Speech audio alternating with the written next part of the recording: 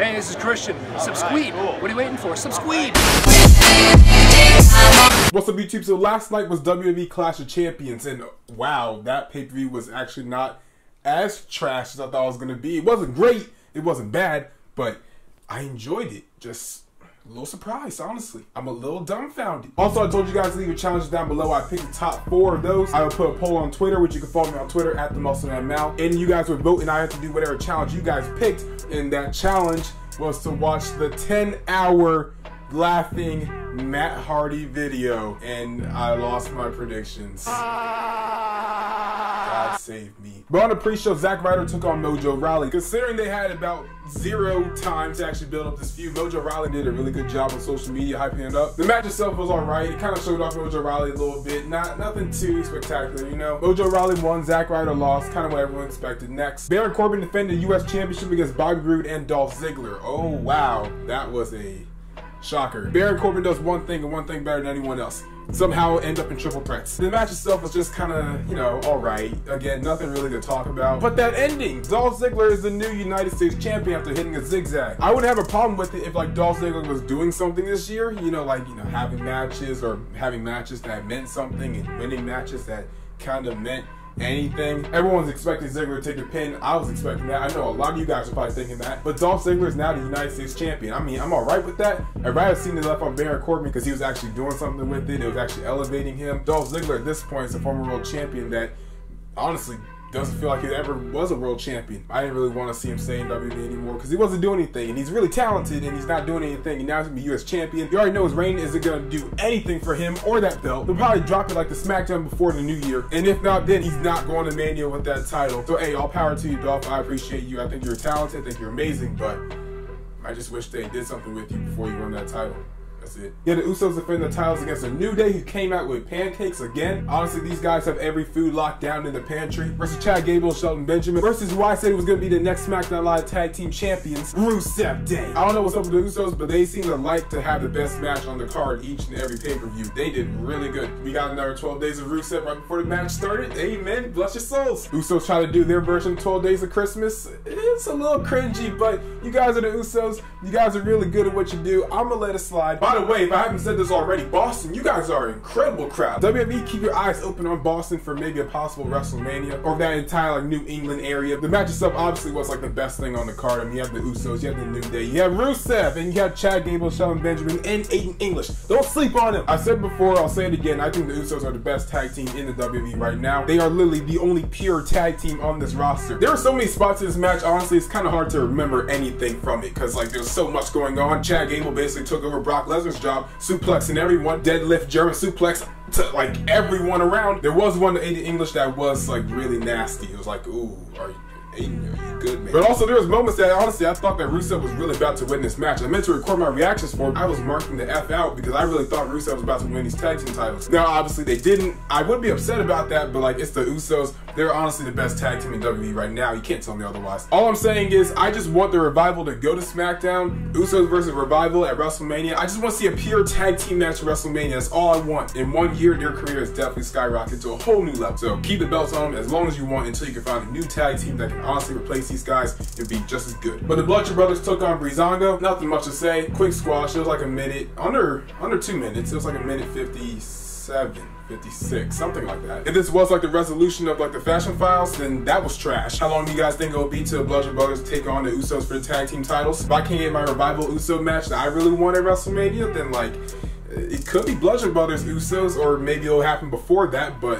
who knows? That match is honestly going to happen at some point in 2018, before or at WrestleMania. Charlotte Flair defended SmackDown Live Women's Championship against Natalya once again in a lumberjack match. I don't know why I call it lumberjack, not lumberjill, but you know, do you guys. But the match itself wasn't anything really talked about. It was more like the antics that happened outside of the ring. So Charlotte kept getting thrown out all the time, and she always got beat up by Riot Squad and Tamina and Carmella and Lana, and Naomi kind of just chilled over in the corner. The match was just alright, you know. I mean, honestly, Charlotte's the best women's wrestler in the WWE. I can say that, right? Asuka and Charlotte are like right here. It's a debate, but Asuka might be right here, but they're close. It was just an average, bland match. Nothing really to talk about. There was a point that Carmella actually tried to cash in her SmackDown Live Women's Championship Money in the Bank briefcase, but that was stopped by Ruby Riott. Charlotte got the figure 8 locked in. Natalya tapped out. That was pretty much it. Then Natalya went to this weird speech after that. I thought she was about to retire or quit. And honestly, man, like, she has a really ugly cry face. Like, there's some people when they cry,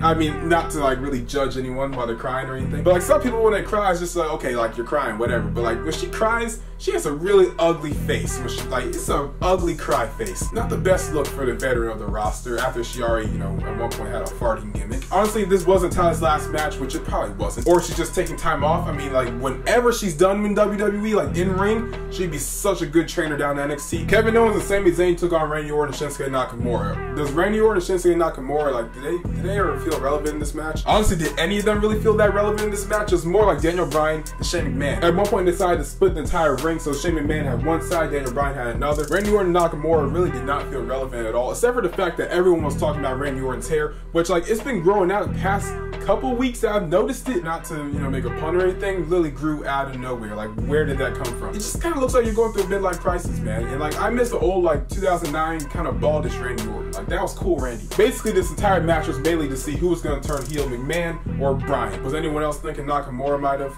I kind of thought, you know, maybe Nakamura turns, Daniel Bryan turns. It's like this big faction of indie people. But honestly, that probably would have made like 0 sense. But the match itself, again, wasn't a match to really watch. It was mainly a match to see the finish. Shane McMahon was counting and Kevin Owens pushed Daniel Bryan on top of him. Shane McMahon got really mad. Shane McMahon went for another pin on Daniel Bryan's side. All right, boundaries. And then he just stopped at 3 before he even hit 3. It's like, well, dude, 1, you're on the wrong side. 2, come on, do your job. And then eventually Daniel Bryan counted a fast pin on Randy Orton. Kevin Owens and Sami Zayn won the match. And Daniel Bryan kind of turned heel, I think. If anything, he didn't really look like he turned heel, in my opinion. It looked like McMahon did in the middle of that match, because he seemed just pissed. There's been rumors of Daniel Bryan returning for SummerSlam 2018. He would face Shane McMahon. If that's not the conclusion of the storyline, then I don't know what is, because this is starting to go completely in a whole new direction.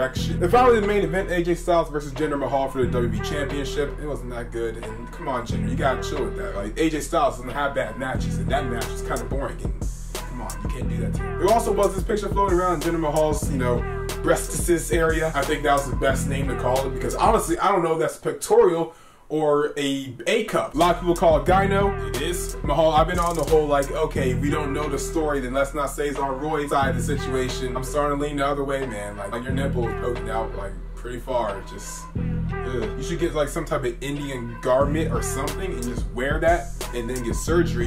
And so I think The Rock did that at one point, and just wrestle in, like, a shirt or a really tight shirt or something that can't expose your breastises, or ask like Naomi for like a bra or something, because I don't want to see that. It ain't PG. There was at one point where Styles was going for some type of move, and Jinder Mahal kind of just chucked him up in the air, moved out the way, and just let him fall. Mahal ended up tapping out. We got Clash of Champions out of like a A to F level in terms of a grading scale. I'm gonna give it a C+. But yeah, guys, that's the video. If you really enjoyed it, comments down below. Tell me what you think about Clash of Champions. You think it was a good pay-per-view, a bad pay-per-view, just a kind of pay-per-view? How long do you guys think Dolph Ziggler is going to keep that United States Championship? Because I don't see it lasting any more than a maximum 2 months. And make sure to like, comment, share, and subscribe, and we outie.